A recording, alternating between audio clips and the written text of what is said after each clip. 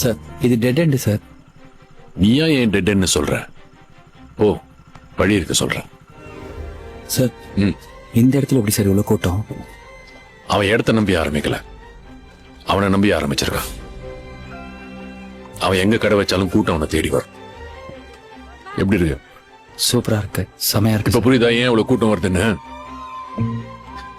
திருநெல்வேலியில இருட்டு கடை பத்தி தெரியுமா? தெரியும் சார்.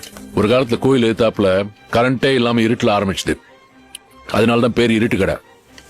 ஆனா இப்ப கோயில் எங்க இருக்குன்னு கேட்டா இருட்டு கடைக்கு எதிர்க்க இருக்குன்னு சொல்லுவாங்க. ஒருத்தன் நினைச்சா தன் திறமையால ஒரு லேண்ட்மார்க்கே மாத்த முடியும்ன்றதுக்கு அது உதாரணம். ஒரு பொருள் அங்க மட்டும்தான் கிடைக்கும்னா அது எங்க இருந்தாலும் கூட்டம் தானா தேடி வரும். இந்த மாதிரி பூவை தேடிதான் எப்பவும் வண்டு வரும், வண்டை தேடி பூ போவாது. அதான் இயற்கை.